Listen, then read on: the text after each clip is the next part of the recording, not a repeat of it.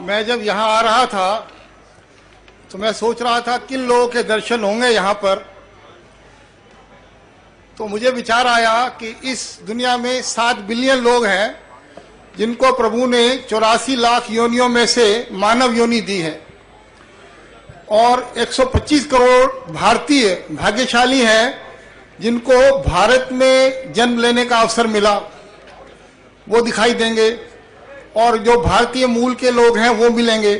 परंतु मुझे सबसे ज्यादा गर्व ये हो रहा था कि इस सब के बावजूद मुझे आर्य समाजी देखने को मिलेंगे जो यहाँ 31 देशों से और पूरे भारत से समाज के जो प्रधानमंत्री और सदस्य आए हैं उनको देखने का मौका मिलेगा।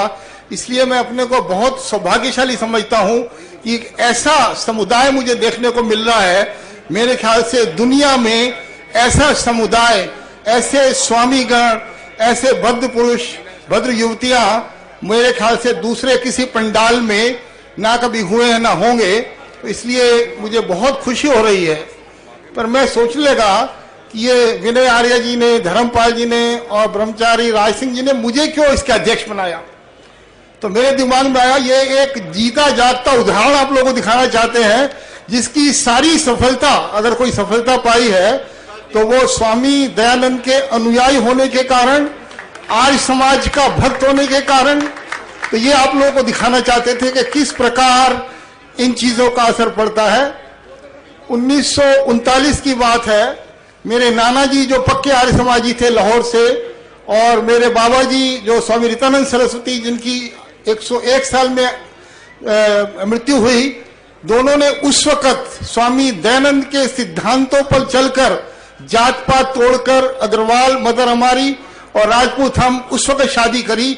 तो इससे लगता है किस प्रकार शुरू से ही स्वामी दयानंद के दिखाए के रास्ते पर हम चल रहे थे। आप लोगों ने इतने प्रभावशाली व्याख्यान सुने। स्वामी सुमेधानंद जी का सुना मैंने, डॉक्टर महेश विद्यालंकार का सुना, उसके बाद डॉक्टर राम प्रकाश जी का सुना, और हमारे सतपाल जी का सुनाया, और सतपाल इनका सुना। तो इनमें अगर हम लोग कुछ भी बातें अपने साथ लेके वापस जा सकें तो हमारा जीवन बदल जाएगा। हमारे साथ जो भी लोग जुड़े हुए हैं, अड़ोसी पड़ोसी, जिले मोहल्ले कंट्री के, उनका जीवन बदल जाएगा। मैं सोच रहा था, मैं यहाँ पे टीवी पे रोज देखा करता था जो यहाँ व्याख्यान हो रहे थे, कितने प्रभावशाली व्याख्यान आप लोगों को सुने। अगर जीवन का कोई एक लक्ष्य है, मैं हमेशा पूछा करता हूं, विदेश में एयरपोर्ट पे खड़ा होके बीचों बीच खड़ा हो जाता हूं तो लोग जब भाग रहे होते हैं हवाई जहाज की तरफ, मैं पूछता हूं जीवन का लक्ष्य क्या है। तो जो विदेशी लोग हैं जिनके देश के बहुत नाम हैं, वो कहते हैं जीवन का लक्ष्य एक ही है, एक मैं हूं, मेरी बीबी है, 3 बच्चे हैं, 3 मकान हो जाए, 3 लॉकर हो जाए, 3 कारें हो जाए, 3 घोड़ा गाड़ी हो जाए। पर जब भी मैंने किसी भारतीय से पूछा जीवन का लक्ष्य क्या है, तो एक ही जवाब था कि इस जीवन में हम जितनी भी मानवता की सेवा कर सके, स्वामी दयानंद के दिखाए हुए आदर्शों पर चल सके, जो सत्यार्थ प्रकाश में लिखा है उस पर चल सके, तो यही हमारे जीवन का लक्ष्य है। किसी भी भारतीय ने और कोई जवाब नहीं दिया। इसलिए आप लोगों के सामने खड़े होकर मुझे इतना गर्व हो रहा है।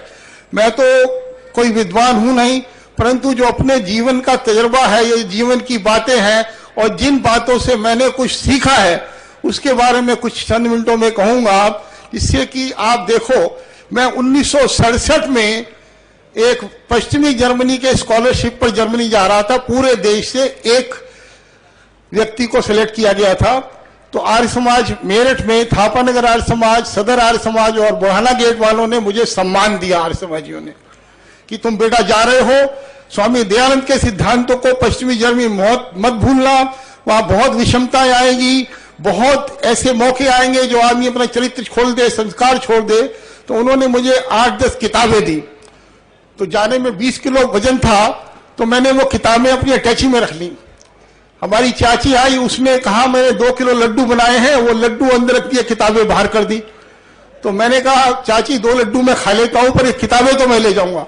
तो यही उन किताबों का, यही उस आर्य समाज के आशीर्वाद का असर है कि मैं 20 रुपए लेके गया था और वहां पे 8,000 करोड़ का अपना समुदाय बढ़ाया, और 6000 यूरोपियन मुझे नमस्ते करते थे। मैं क्यों कह रहा हूं?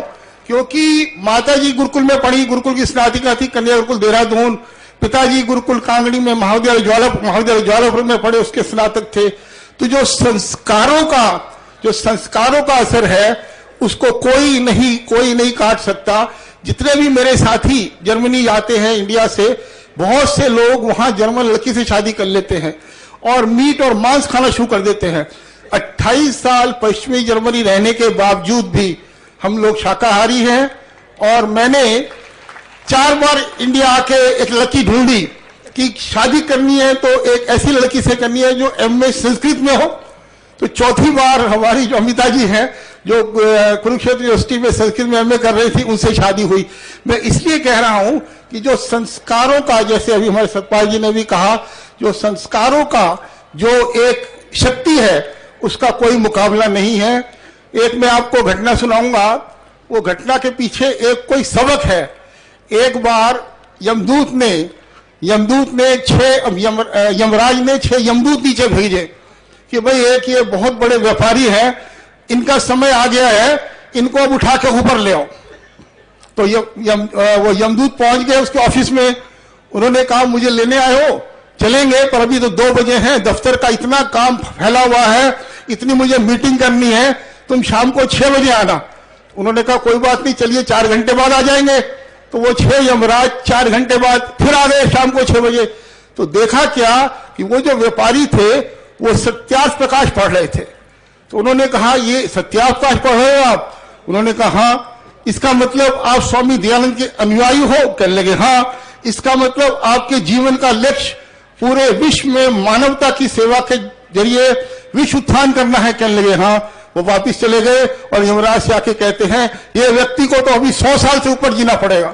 तो इसलिए मैं कहना चाह रहा हूं कि जितने भी आप लोग बैठे हो, भगवान ने आपको बहुत स्पर्धा दी है, बहुत इंटेलिजेंस दी है, काबिलियत दी है। तो भगवान चाहता है कि हम उसके जो भी लक्ष्य उसने रखे हैं उसको पूरा करने में माध्यम बने। एक अब असली घटना सुनाता हूं। एक बार एक आईएएस ऑफिसर से मेरा 1 बजे अपॉइंटमेंट था उसके घर पर। अभी वो आए नहीं थे तो उनकी पत्नी ने कहा अपनी बेटी उसको नौकर को कि चाय बना लाओ। तो उनकी लड़की थी 18-19 साल की। वो कहती है नौकर को तो जुकाम हो रहा है। तो कहने लगी बेटी उसको बनफशे की चाय पिला दो। तो कहने लगी चलो, थोड़ा मुंह बनाया, दिल्ली यूनिवर्सिटी पढ़ती थी, चाय पिला दी। थोड़ी देर बाद माँ कहती है बेटा उसका बुखार देख लो। तो वो बेटी कहती है माँ इतना तो तुम मेरा भी ख्याल नहीं रखती जो नौकर का रख रही हो। तो उस दिन से मैंने सोचा अगर मैं भगवान का नौकर बन जाऊं तो सारा दुख दर्द कष्ट सब कुछ उसी की सब जिम्मेदारी हो जाएगी। तो ये बात मैं आपसे बताना चाहूंगा। बड़ी विषमताएं हैं, बड़े कष्ट आते हैं, बड़े चैलेंज आते हैं लाइफ में, पर अगर आप भगवान के लक्ष्य को पूरा करने में उसके सेवक बन जाओ तो दुनिया की कोई शक्ति ऐसी नहीं है, कोई मुसीबत ऐसी नहीं है जो आप पूरे करने को समर्थ नहीं होंगे। मैं जब आदमी ऊंचा उठता है बहुत चैलेंजेस आते हैं, बहुत प्रॉब्लम आती हैं, परंतु गायत्री जाप के द्वारा और भगवान में अटूट विश्वास के द्वारा आज तक कोई प्रॉब्लम ऐसी नहीं है जो मुझे डिगमगा सकी हो। तो मैं इसलिए कह रहा हूं कि आप लोग जो है समुदाय में बैठे हो या स्वामीगण जिनका आशीर्वाद मुझे हमेशा मिला है, उस जप के जरिए हम लोग जो भी स्वामी दयानंद ने रास्ते हमें दिखाए, 1824 में एक ऐसा व्यक्ति पैदा हुआ जिसने पूरे विश्व में डंका बजा दिया एक ऐसे सिद्धांत का जिसके हम अनुयायी हैं। उस सिद्धांत के जरिए हम भारत को ही नहीं पर विश्व को बदलने की शक्ति रखते हैं। एक बार मैं एक पश्चिमी देश के बहुत बड़े उद्योगपति से कह रहा था कि हम लोग भारत को विश्व शक्ति बनाएंगे, तो उसकी शक्ल से लगा कि इसको विश्वास नहीं हो रहा। एक बार बहुत बड़ा आर्य सम्मेलन था, धर्मपाल जी ने और विनय आर्य जी ने और ब्रह्मचारी जी ने, राज सिंह जी ने वो कहा था। मैं उनको उस फंक्शन में ले आया। मैंने कहा ये देखो जो लोग बैठे हुए हैं, क्या इनमें एक एक व्यक्ति में 1-1 करोड़ व्यक्ति के बराबर ताकत नहीं है देश और दुनिया को बदलने के लिए? तो कहने लगा आज मुझे विश्वास हो गया कि ये जो आर्य समाज के अनुयायी हैं जिनका सिर्फ एक धर्म है, एक लक्ष्य है कि देश की सेवा करना और दुनिया में मानवता की सेवा करना, ये सब मिलकर आर्य समाज का उत्थान करेंगे। जब मैं जर्मनी में था तो मैं अपने बेटों को 1986 में यहां पढ़ाने के लिए लाया कि इनको भारत की शिक्षा देनी है। तो सब लोग कहने लगे जर्मनी वाले, ये लोग तो अमेरिका में ले जाते पढ़ने के लिए, यूरोप में, और आप जर्मनी में रहते हुए इनको भारत में ले जा रहे हो 5वीं 6ठी क्लास में। तो मैंने कहा मैं भी आर्य समाज के स्कूल में गया हूं। मेरे बाबा जी का स्कूल था, उसमें मैंने नर्सरी शुरू किया। फिर डीएवी के स्कूल में गया। मेरे पिताजी डीएवी में प्रोफेसर रहे कपूरथला या जलंधर में। तो मैं ये बताना चाह रहा हूं कि जो संस्कार अभी जो आपको बताया पूर्व वक्ताओं ने, और जो विश्वास प्रभु में हम अपने बच्चों को दे पाएंगे। आज आपने देखा मेरी पोतियां यहां घूम रही थी, सारा परिवार आया है। क्योंकि हम लोग कितने भी कट्टर आर्य समाजी हो जाएं, कितने भी स्वामी दयानंद के अनुयायी हो जाएं, परंतु जब तक हमारे आने वाली पीढ़ियों में ये संस्कार नहीं आएंगे तो हमारा जीवन उतना सफल नहीं हो पाएगा। अपनी सफलता के लिए हर एक जीता है, परंतु अगर अपने बाद वो संस्कार बच्चों को और उसके आने वाली पीढ़ियों को दे सकें तो असली सफल जीवन वो है। अभी जब हम अपने बड़े बेटे के लिए मैं लड़की ढूंढ रहा था तो बहुत लड़कियां देखी, नहीं मिली। मेरी वाइफ भी परेशान, मैं भी परेशान। तो वो समझ गया, कहने लगे पिताजी शायद अब आर्य समाजी लड़की ढूंढ रहे हो, नहीं मिलती तो कोई चिंता नहीं है, जो भी लड़की आएगी, कितने भी मूर्ति पूजक होगी, हम उसको 4 हफ्ते में आर्य समाजी बना लेंगे। और पूजा खड़ी है, पूजा मेरी बड़ी बहू है, और ये अब रोज संध्या हवन करती है। हमारे हर कैंपस में हवन होता है। मेरी अभी एक दूसरी बहू आई है जयश्री, तो उसने कभी संध्या हवन घर पे नहीं करा, और 4 हफ्ते में वो पूरा संध्या हवन करती है। तो आर्य समाज का जो सिद्धांत है वो इतना इन्फेक्शियस है, इतना पावरफुल है, जिसमें एटम एनर्जी से भी ज्यादा शक्ति है। तो अगर हम लोग अपने आने वाली पीढ़ियों को ये बना सकें, बता सकें, तो हम लोग देश को नहीं दुनिया को बदलने की शक्ति रखते हैं। अभी महाशय धर्मपाल जी के बारे में कहा गया, इनके व्यक्तित्व के बारे में तो जितना कहा जाए उतना कम है। हमारे बीच में आचार्य बलदेव जी बैठे हैं, जिनको मैं नमन करता हूं। प्रकाश आर्या जी हैं, और मेरे भाई आनंद चौहान, जो कि डिफेंस कॉलोनी आर्य समाज के प्रधान रहे 3 साल। उसके बाद मेरे दूसरे भाई अजय चौहान प्रधान हैं। इन्होंने वहां से जो फ्राइडे को लेक्चर होता है उसका पूरे विश्व में वेबसाइट के जरिए वो ट्रांसमिशन करा दिया। तो जो भी देखता है, चाहे जर्मनी हो, अमेरिका हो, कि इस प्रकार के प्रवचन आर्य समाज में होते हैं, तो वो धीरे धीरे आर्य समाजी बनने लगता है। तो इस प्रकार के मेरे पास हजारों उदाहरण हैं, जिनकी बस पर, जिनके बेसिस पर मैं जो भी कर पाया हूं वो करा हूं। मेरे ख्याल से इसीलिए इन लोगों ने सोचा कि चौहान साहब को वहां प्रेजेंट करा जाए और दिखाया जाए कि अगर हम स्वामी दयानंद के अनुयायी बने तो दुनिया की कोई ताकत हमें नहीं रोक सकती उस लक्ष्य को पाने के लिए जो हमारा लक्ष्य हो। अभी एमईटी यूनिवर्सिटी का नाम दिया गया, 1 लाख विद्यार्थी पढ़ते हैं, सबको वैदिक शिक्षा देता हूं, और पूरे विश्व में एमईटी यूनिवर्सिटी बन रही है। अभी मॉरिशस से सुना 71 लोग आए हुए हैं। हमारी ही एक यूनिवर्सिटी है जो एमईटी यूनिवर्सिटी मॉरिशस में, जो कि बनाई गई है क्योंकि जो वहां के प्रधानमंत्री हैं उन्होंने देखा कि ये जो आर्य समाज का सिद्धांत देंगे बच्चों को वो कितना जरूरी है।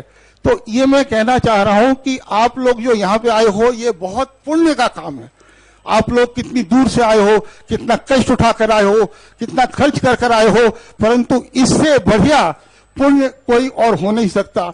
एक बार मैं जर्मनी में बैठा हुआ था बड़ी इंपॉर्टेंट मीटिंग में, तो मेरे लोग आए, वहां आर्य समाज के ऐसी कोठियां थी, बहुत से बंगलो थे, फैक्ट्रीज थी, फूट कर रोने लगा। मैंने कहा क्या हो गया? कहने लगे ये सारी मेरे पिताजी की थी, और पिताजी के मरने के बाद एक ढोंगी पोंगा पंडित आया, उसने सारी मेरे से ले ली, और मैं अब एक मेरे पास रहने को कमरा भी नहीं है। अगर मैं आपको 2 हफ्ते पहले मिल लिया होता तो ये सारी कोठियां मेरी होती, क्योंकि आर्य समाज का ही ऐसा सिद्धांत है जो अटक रहता है। कोई पोंगा पंडित, कोई ढोंगी, कोई किसी प्रकार का व्यक्ति उसको उसके आचरण से हिला नहीं सकता। तो ये जब सब मेरी घटनाएं हैं, ये इसलिए बता रहा हूं कि अगर हम लोग आर्य समाज पर चलें, अपने बच्चों को, आने वाली पीढ़ियों को वो संस्कार दें। मेरे भाई लोग, अजय भाई बैठे हैं जो आर्य समाज के डिफेंस कॉलोनी के प्रधान हैं, तो हम लोग मिलजुल कर एक लक्ष्य लेकर आज यहां से जाएं कि स्वामी दयानंद के अनुयायी बनकर उनके लक्ष्य पर चलकर काम करेंगे। मैं एक बार फिर धर्मपाल जी को, बलदेव जी को और ब्रह्मचारी राज सिंह जी को और अनिल आर्या को, जो हमारे बहुत ही कर्मठ, अजय सहगल जो आर्य समाज डिफेंस कॉलोनी के बहुत ही कर्मठ कार्यकर्ता है, उनके पिताजी रामनाथ सहगल के संस्कार आए हैं, उन सबको मैं बहुत बधाई देता हूं। इतना बड़ा फंक्शन करना आसान नहीं होता। अभी मैं आपको दिखाता हूं, दिखाओ कहां, ये आप लोगों ने देखा होगा, एक बार धर्मपाल जी और विनय आर्या जी मेरे पास मिलने आए ब्रह्मचारी राज सिंह जी के साथ। मैंने कहा बहुत बड़े बड़े फंक्शन होते हैं, पूरे दुनिया में होते हैं, पर कुछ ऐसा काम करो जो सेंचुरीज तक और मिलेनियम तक चले। तो ये मैंने रात को बैठकर 16 के 16 पॉइंट पढ़े हैं, भूतो न भविष्यति। जो इन्होंने ये प्रोग्राम बनाया है, एक आर्य समाज को सॉलिड आर्य समाज बनाने के लिए, एक पत्थर के समान स्ट्रॉन्ग आर्य समाज बनाने के लिए, ये सब लोग आप लेके जाना, इसमें पूरा सहयोग देना, और मैं भी अपना पूरा सहयोग दूंगा। इसके जरिए इनमें जो प्रोग्राम है वो ऐसे प्रोग्राम है कि आप सब लोगों को गर्व होगा कि हमारे आर्य समाज में इतनी शक्ति है, इतनी प्रेरणा है, इतनी सामर्थ्य है। इन्हीं शब्दों के साथ एक बार मैं फिर पूरे ऑर्गेनाइजर्स को अपनी तरफ से बहुत बहुत बधाई देता हूं। मुझे मालूम है कितना मुश्किल होता है ऐसा फंक्शन करना, इन्होंने करा, आप लोग आए, आप लोग बहुत ही पुण्य के अधिकारी हो, और मुझे भी पुण्य मिला क्योंकि आपके दर्शन हो गए, स्वामी लोगों के दर्शन हो गए। इन्हीं शब्दों के साथ मेरा आशीर्वाद सबको।